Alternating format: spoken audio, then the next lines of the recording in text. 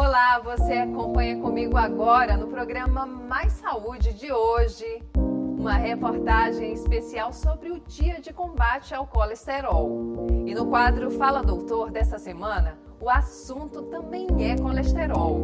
Fomos às ruas para saber quais as dúvidas da população. E o governo do estado lança a prevenção contra a coqueluche, uma doença respiratória infecciosa causada por uma bactéria que afeta o sistema respiratório, provocando tosse seca e persistente.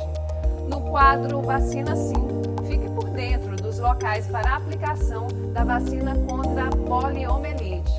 E mais, uma reportagem sobre a atuação da Cruz Vermelha no Maranhão. No estúdio, uma entrevista com a doutora Fabiana Borges Macedo. Ela é psicóloga perita e também vai nos falar sobre os cuidados com a saúde mental. Eu sou Márcia Carvalho e o programa Mais Saúde está no ar.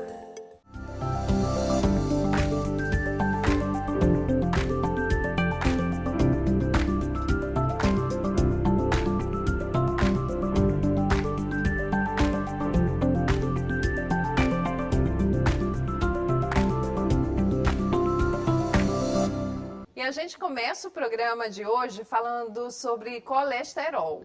No último dia 8 foi comemorado o Dia Nacional de Prevenção ao Colesterol, que tem como objetivo promover ações de conscientização e prevenção contra altos níveis de colesterol, considerado um dos fatores que mais contribuem para o desenvolvimento de diversas doenças cardiovasculares. Segundo o Ministério da Saúde, cerca de 40% da população brasileira tem o colesterol elevado, inclusive entre as crianças. As doenças desencadeadas por esse fator são a primeira causa de mortalidade no Brasil, com 300 mil mortes anuais. Jorge sempre praticou atividade física, mas recentemente foi ao médico e constatou que seus níveis de colesterol no sangue sofreram uma alteração. Por isso, ele intensificou o ritmo dos treinos. A disposição que você tem, você evita uma série de doencinhas que aparecem, pressão alta, diabetes.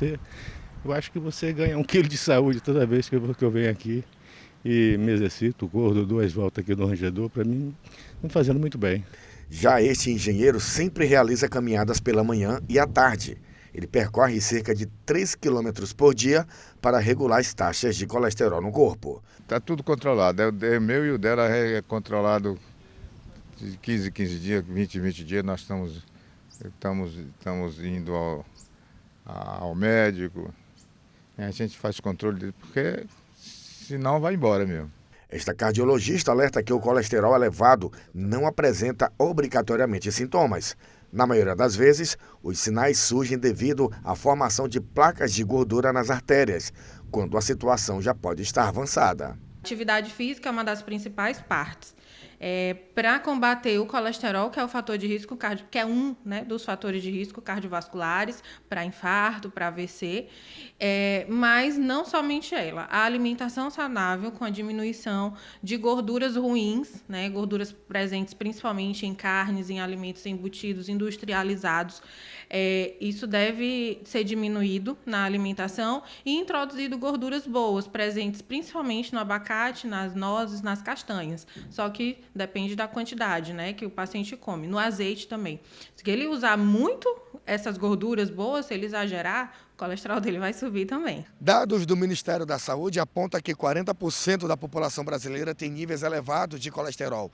Isso traz um alerta para as doenças cardíacas, uma das principais causas de morte no país. O colesterol é uma substância essencial ao nosso corpo e se divide em 3 grupos: os triglicérides, o LDL, que é o vilão e está relacionado à gordura, e o HDL, que é o protetor, que aumenta com a prática de exercícios físicos. A atividade física regular é uma das formas mais eficazes de gerenciar o colesterol. Se o paciente ele fuma ou ele consome alimentos ruins e faz ecocardiograma e teste ergométrico todo ano, isso não vai prevenir ele de ter nada, né? Enquanto pacientes que têm bons hábitos, isso sim previne de ter doença cardiovascular, principalmente infarto e AVC, que são as principais causas de morte no mundo. Além de controlar o colesterol, a atividade física ajuda a manter o peso e a reduzir o risco de doenças crônicas, como diabetes e hipertensão.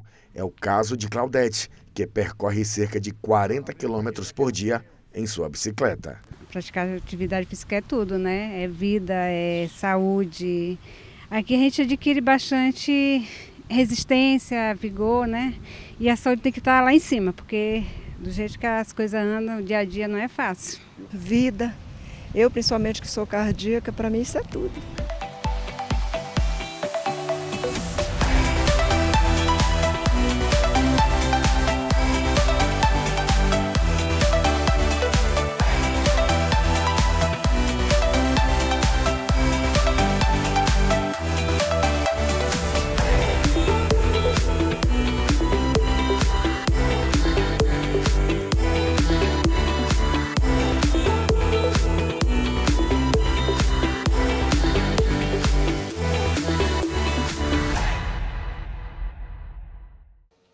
E no nosso quadro Fala Doutor de hoje também vamos abordar sobre o colesterol. Para isso, fomos às ruas de São Luís para saber as principais dúvidas da população. E quem vai nos responder é a médica cardiologista Amanda Castro. Confira.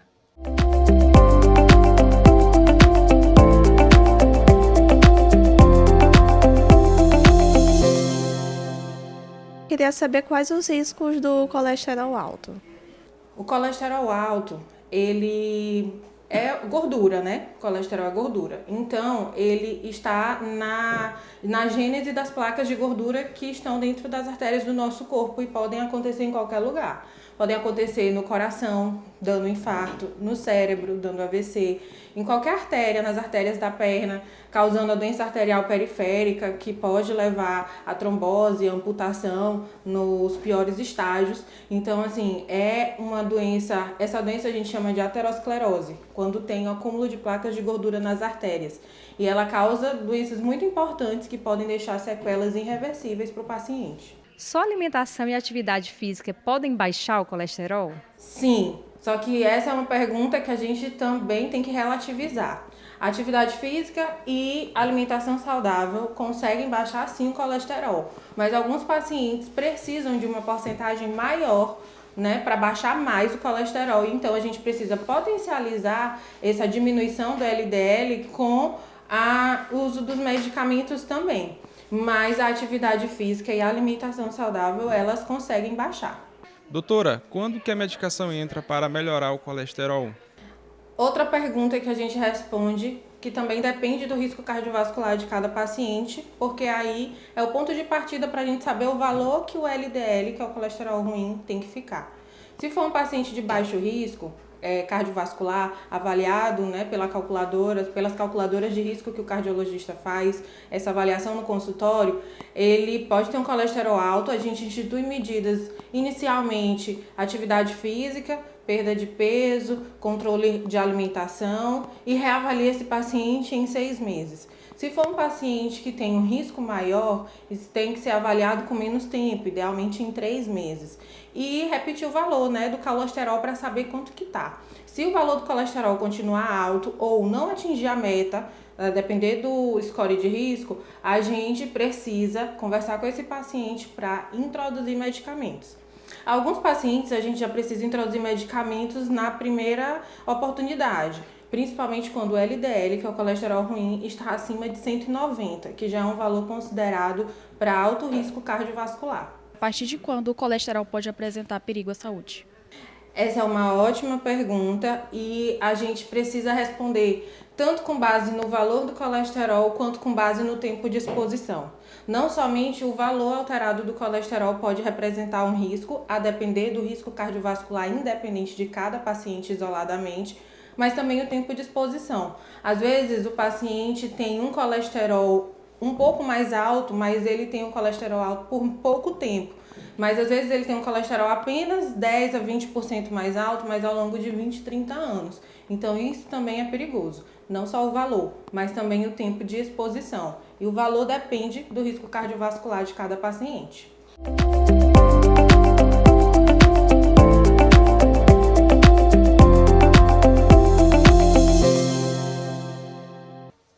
coqueluche é uma doença infecciosa que afeta as vias respiratórias, causa crises de tosse seca e falta de ar. A doença atinge principalmente bebês e crianças. É altamente transmissível, já que o contaminado pode infectar outras pessoas através de gotículas da tosse, de espirros ou mesmo ao falar. O governo do estado está reforçando os cuidados com uma campanha de vacinação. As vacinas estão disponíveis nas unidades de saúde de cada município. Tosse seca, falta de ar, febre e cansaço são alguns dos sintomas da coqueluche, doença infecciosa e transmissível que teve um aumento significativo no número de casos no primeiro semestre de 2024 em todo o país. A coqueluche ela é uma doença infecciosa que atinge principalmente o sistema respiratório e que ela é prevenível através da vacinação. Então, a principal prevenção da coqueluche é a vacina, que está acompanhando o calendário de rotina da criança através da pentavalente e da DTP, ou seja, a pentavalente que está no calendário de 2, 4 e 6 meses de idade da criança e a DTP no calendário de 15 meses e 4 anos de idade. Além disso, a vacina DTPA, que compõe o calendário da gestante, também faz parte, e protege contra a coqueluche, justamente para que a gente possa imunizar tanto a gestante quanto a criança e o recém-nascido. O número de casos confirmados no país passou de 217 em 2023 para 339 em 2024, conforme dados do Ministério da Saúde atualizados no fim de julho. O Maranhão está reforçando a campanha de vacinação. Segundo a secretária adjunta de Atenção Primária e Vigilância em Saúde da SES, o estado apresentou queda do número de casos de coqueluche devido à cobertura vacinal, que está disponível para o público em todo o estado. Inclusive, a vacina DTP foi nós fomos um dos estados, uma das unidades federativas do Brasil, que mais teve o crescimento em relação à cobertura da DTP ano passado. É importante estar atento ao calendário de imunização. No Maranhão, a vacina está disponível nas unidades de saúde de cada cidade, sendo fundamental sua aplicação como medida de prevenção e controle da doença. A vacina que protege contra a coqueluche, ela está disponível em todas as salas de vacina do estado. Então, desde as salas de vacina que se encontram nas unidades básicas de saúde, nos municípios, como também as salas de vacina aqui na capital São Luís, que são nas nossas unidades, nas policlínicas. E veja no próximo bloco a atuação da Cruz Vermelha no Maranhão e mais uma entrevista com a psicóloga perita Fabiana Borges Macedo. Não saia daí, é só um instante.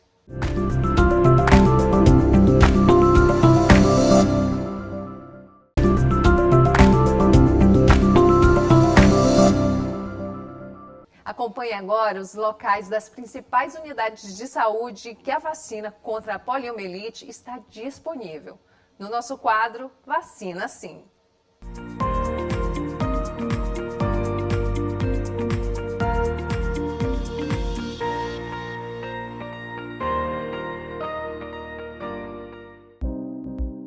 Veja abaixo os pontos para a vacinação contra a poliomielite.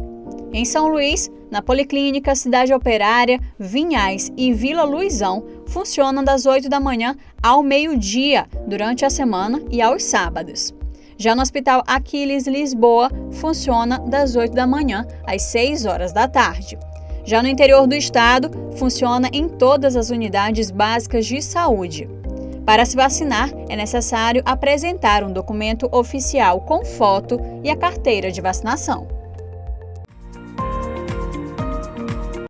A Cruz Vermelha Brasileira desempenha um papel crucial em diversas áreas, especialmente em situações de desastres e emergências. Ela promove ações no Distrito Federal e outros 20 estados brasileiros. E agora, você vai conhecer um pouco deste trabalho realizado aqui no Maranhão.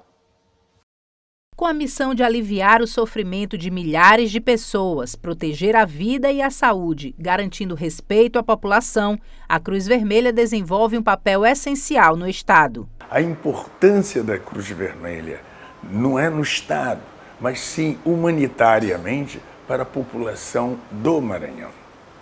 Que é a nossa obrigação, humanitariamente, atender aqueles que mais precisam, que é o compromisso entre a Cruz Vermelha, os nossos voluntários e a nossa sociedade. Anualmente, uma média de 1 milhão de pessoas são atendidas por ano por 380 voluntários espalhados em pontos estratégicos no estado.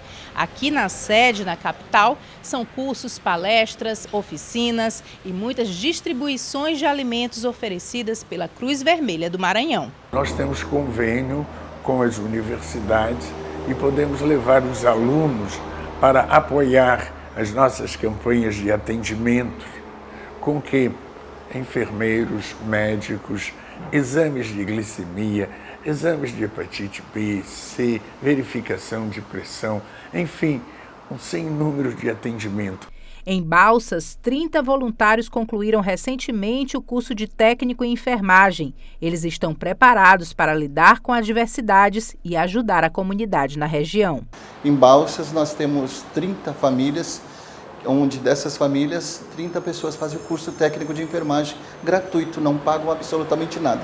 A intenção é que no futuro essas mulheres não dependam mais da cesta básica, e sim que elas passem a conquistar, os seus próprios objetivos e suas necessidades materiais.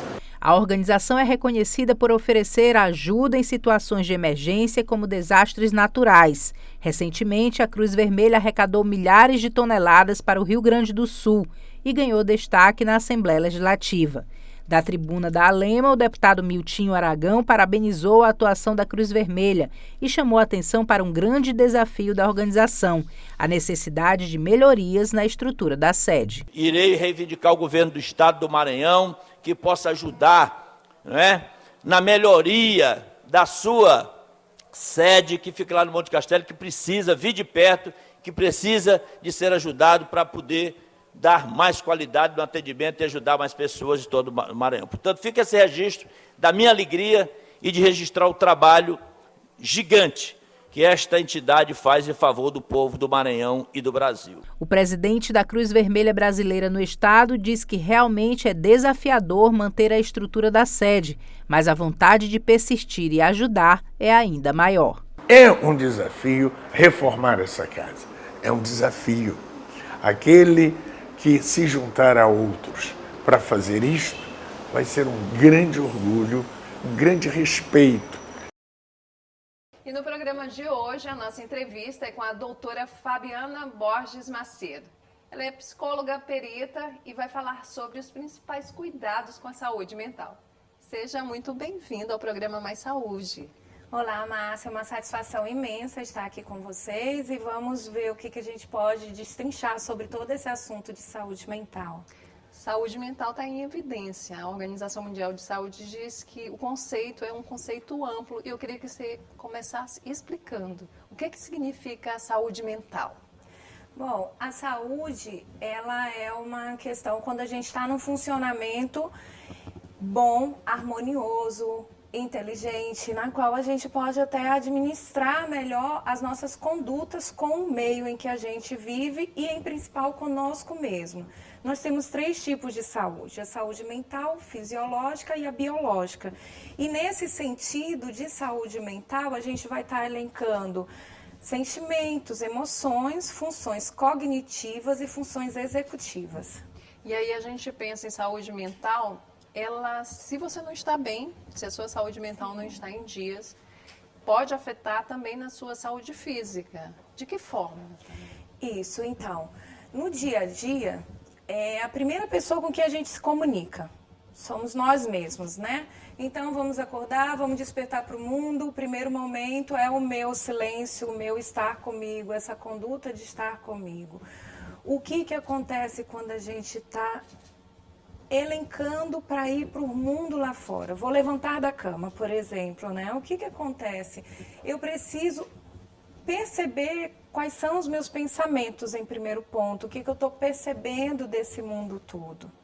E esse bem-estar é necessário, né, para o dia a dia da gente. Dormir bem, acordar bem e compreender que o primeiro o primeiro ato que a gente tem de algo de bom que a gente tem que ter é para a gente mesmo.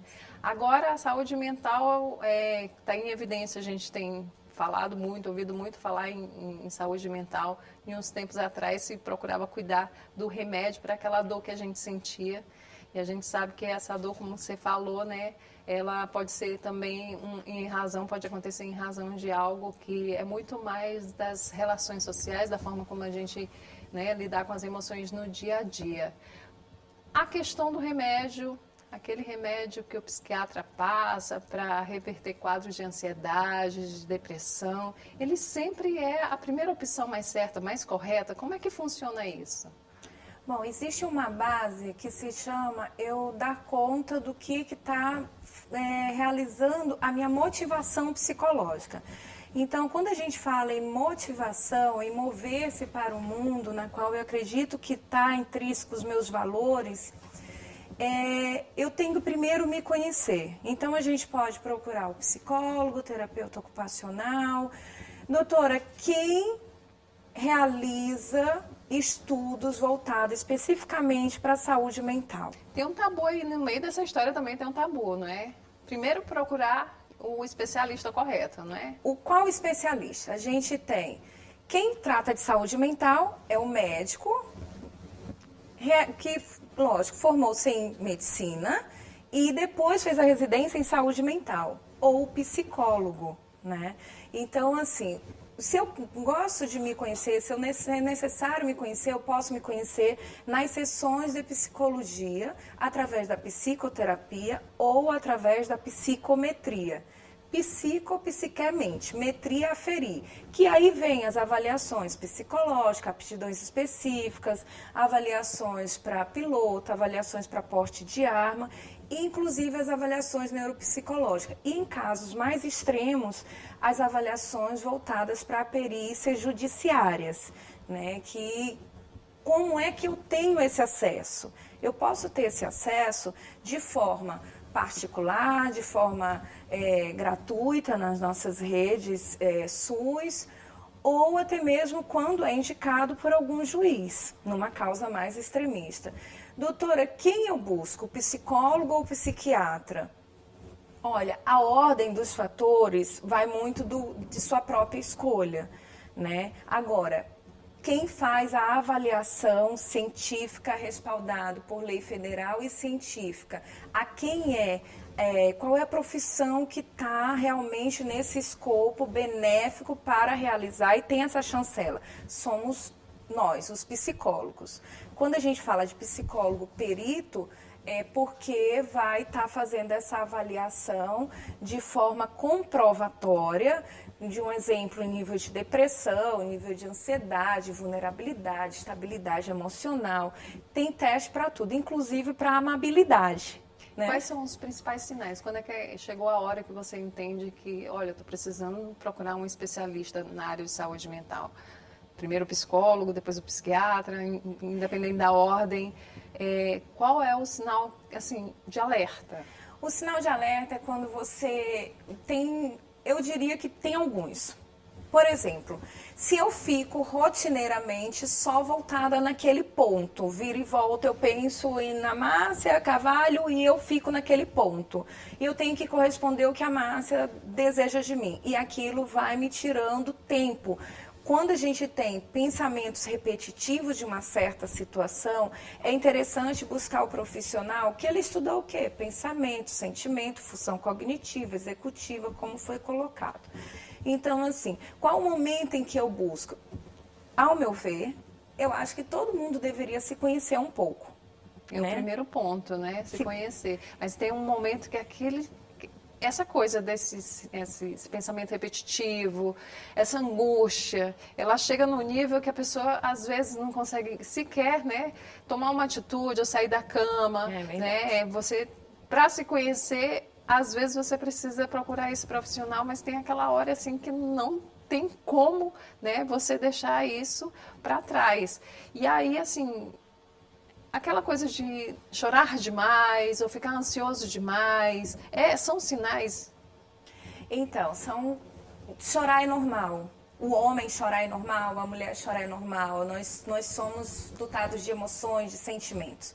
O choro exacerbado ou então não choro, vim de um luto e não chorei. Não recebi a medalha no meu pódio, então a questão das frustrações. A gente está no mundo de provas e expiações, na qual a gente vai estar sempre submerso a várias situações, né? Eu posso me preparar toda linda e alguém dizer assim, nossa, mas como você não está legal?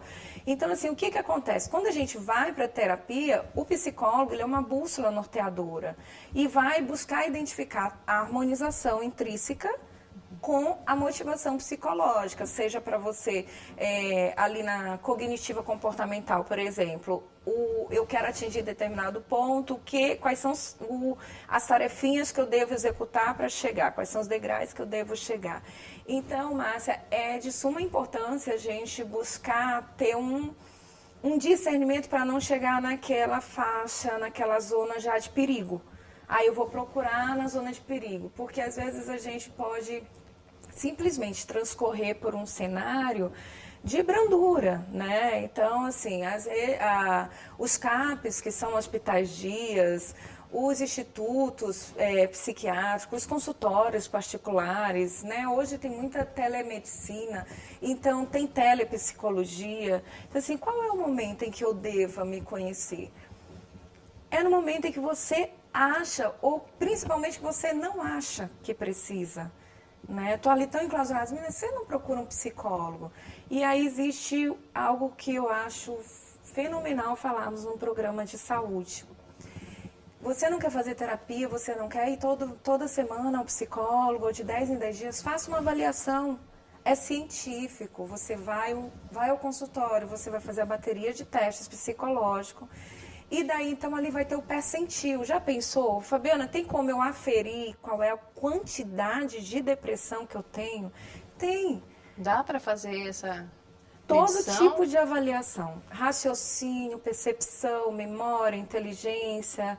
Todas as emoções que nós falamos, ele tem um teste específico. Tem teste, assim, até de percepção. É porque raiva, alegria, tristeza são sentimentos humanos. Todo mundo tem, como você explicou, né? Mas assim, quando ultrapassa esses limites, quando te paralisam, quando o medo te paralisa, aí já é hora de procurar o especialista. Você falou de uma coisa interessante, você lembrou em sua fala, sobre as frustrações. A gente está vivendo um momento de Olimpíadas, vendo muitos atletas de alto rendimento em competições que geram uma emoção para quem está assistindo, mas principalmente para quem está lá na quadra ou fazendo um esporte individual. É muito comum um atleta sentir de uma forma mais exagerada uma frustração. É resultado de uma pressão, uma autopressão? Sim, porque o atleta de Olimpíada, ele é um atleta de alto rendimento. E o atleta de alto rendimento quer dizer que ele trabalhou muito aquela musculatura para chegar àquele recorde, para chegar aquém do limite esperado, né? Porque assim, eu preciso ser recordista, fora os patrocínios, as expectativas internas, as expectativas de família, da sociedade e agora mesmo, né, mundialmente, de todo um Brasil vibrando na hora de tu estares ali, seja individual ou em grupo, né, que é o esporte, Então, o que acontece? Todo o mundo quer chegar no pódio. E o pódio só tem 3 espaços. Primeiro, segundo e terceiro, né? Ouro, prata e bronze. Por mais que nós, aqui, telespectadores, que nós estamos ali naquele espaço, a gente está torcendo, a gente está vibrando. Quando não consegue, a frustração, ela vem assim como uma baixa, né?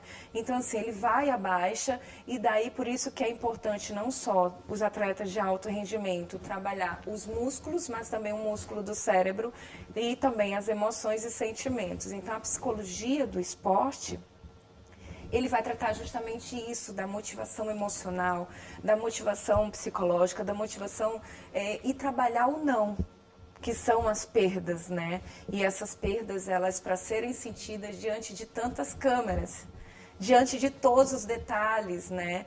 E toda aquela expectativa, então assim, realmente tem que ser muito trabalhado. Na verdade, a psicologia do esporte, ela cresceu bastante e é muito bem procurada. E aí, assim, quando um atleta, ele tá ali, ele é muito trabalhado emocionalmente, porque tem um técnico. A gente sempre vê que tem o psicólogo da equipe está ali sempre presente, mas trazendo assim para a nossa realidade, pessoas comuns esportistas, né, que somos, às vezes até não somos, e a gente tem que ser, tem que fazer um esporte porque faz bem para a saúde, essa frustração ela também ocorre. Muito, a gente se cobra muito, trazendo para a nossa realidade, essa questão da frustração é um problema, e é um problema que é cada vez mais comum. A gente vive numa sociedade que cobra muito os padrões, que você não pode perder, que você tem que ser bonito também, que você tem que se vestir daquela forma, são muitas exigências, sobretudo para as mulheres. De que maneira que a gente pode se proteger, doutora? As exigências, elas vêm através do momento em que, quando é que ela encontra entrelinhas, para que essa cobrança do externo chegue a me atingir. Quando eu não estou alinhada, quando eu não estou harmoniosa, quando eu não me conheço. Então, a gente passa a trabalhar nessa questão com uma faceta de personalidade chamada vulnerabilidade, aonde eu, com medo de perder o outro, ou do outro deixar de me apreciar, eu me submeto a certos padrões, né? Os padrões de ser de determinada beleza, ou de determinada estatura, né? Então, assim, na verdade, as etnias, elas são as mais variadas possível, né? Eu não preciso ir para outro país e me colocar vestes conforme o outro país. Eu tenho essas vestimentas aqui no Brasil. Eu sou uma atleta comum, eu sou uma pessoa comum, a gente tem uma praia maravilhosa aqui em São Luís do Maranhão, os lençóis ganhando êxitos e mais êxitos, né? Então, o que é essa saúde? Tá em caminhar, gente, a simples caminhada, olha, serotonina, dopamina, ela vai transformando. Então, a gente a base da nossa situação, às vezes muito vem através dessa ativação da motivação psicológica e da ativação dessa dopamina e serotonina. Aí, Márcia, lembra que tu perguntaste quando ir ao médico? O teu corpo produz através do que tu comes e através do que tu pensas. E também, se tu ativa o teu corpo, né? Eu falo assim, gente, pelo menos 3 vezes por semana, vamos lá fazer aquela caminhada. Ah, doutora, eu não moro perto da praia. Precisa não, sai da tua casa. Os especialistas estão sempre nos lembrando, né? Porque não dá para você cuidar de forma separada do seu corpo. É mente sã, né? Corpo são também. Tem que cuidar de tudo para dar certo, não é, Fabiana? E essa atividade física, como você falou, é essencial, mas também a alimentação. E na alimentação, a gente também pode ver do que a gente se alimenta, né? Hoje a gente olha até nas redes sociais e fala assim, pare de rolar a tela. Né? Pare e venha ler um livro, pare de rolar a tela, venha fazer uma leitura comigo. Então, se a gente for ver, esse eu virtual, ele às vezes te toma um tempo tão desnecessário que não faz a gente buscar um eu comigo mesmo. Um eu comigo mesmo pode ser num banho demorado, pode ser na minha higienização mental, íntima, até mesmo espiritual. Então, assim, o que está acontecendo com os nossos eus no mundo? Às vezes as pessoas, Márcia, da pós-contemporaneidade, vivem muito o eu para o mundo, ou o mundo para mim. Mas e eu comigo mesmo? Se eu tiver essa conectividade, eu vou ter saúde. Se eu tiver essa conectividade comigo, eu vou ter saúde. Então, assim, Fabiana, e quem vai me orientar? Olha, psicólogo. Psi, vem de psique, quer dizer mente. Logia, psicologia, é o estudo da mente. Então, assim, se existe aquela situação, eu vou lá, para que eu vou ao psicólogo? Para tirar dúvida, para desabafar, para dividir alegria, para falar de frustrações, do ruim, do bom. Fabiana, fazer uma avaliação psicológica para quê? Muitas das vezes até para comprovar que tu é normal e que tu não estava naquela cena. Que você não foi abrupto, considerando a sua hipoponderação, impulsividade, eu extravasei. Você pode comprovar a nível científico que você não foi imprudente, que você tem sanidade mental adequada.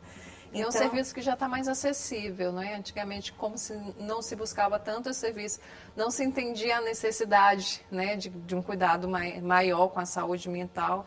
Era um serviço que até financeiramente, né, ele não era, ainda não é muito acessível ainda, mas é uma questão justa. Porém, a rede pública de saúde já oferece, né? Então, assim, dá para você cuidar da saúde mental e é necessário que você cuide da saúde mental. E sem tabus, não é? Sem tabus, Márcia, e eu até complemento, assim, sua fala excelentíssima, porque também nem tudo é interessante pontuar em questão de saúde mental. Existe o tímido, existe o traumatizado, existe a personalidade de esquiva. A pessoa está acuada, né? Então vamos ver o que é esse ismo, esse autismo, né? Porque às vezes assim a gente pode trabalhar de várias formas. Existe o autismo, existe. É uma questão delicada até que eu estou tocando, mas, por exemplo, o TDAH, existe pessoas com déficit de atenção e que não têm hiperatividade. Então, nem tudo pode ser aquele CID-10 ali. Generalizar, né? Generalizar. TOD, CID-10, TDAH, como também existe depressão, bipolar. Naquela hora você falou sobre a exacerbação. Eu posso ser extremamente alegre. Isso é o que? Euforia. Então, tudo exacerbadamente nas avaliações, a gente vai de 0 a 100.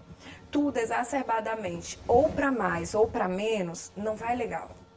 Tudo em exagero não é legal. Não é bom, já diz o ditado que tudo que ultrapassa os limites não é bom. Se exagerou, reavalie. E essa questão da avaliação, na verdade, é fundamental você falar que é sempre bom buscar o especialista, seja o psicólogo, seja o cardiologista, seja o professor, né, de educação física. Sempre quem está lá, o profissional, é quem está preparado para te dar, né, aquilo que você precisa, o que você procura, né? Sair um pouquinho do Google, que o Google não é resposta, não tem resposta para tudo, às vezes até te dá uma resposta que você não quer saber, né? Te exagera. E eu queria te agradecer a sua participação no programa Mais Saúde, dizer que a gente está à disposição sempre que tiver novidade, né, sobre esse tema, que é um tema essencial para se debater, para se discutir, a gente está aqui. Disposição. Eu que agradeço e parabenizo o programa, porque a informação ela pode chegar em vários polos e o meio de comunicação, com toda a estrutura que vocês oferecem, ela vai ramificando e a gente vai até destrinchando as dúvidas, né, dos nossos telespectadores. E assim, tendo dúvida é só contactar com o programa que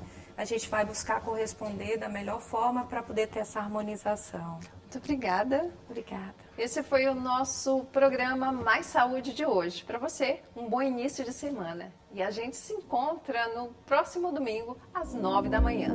Até lá!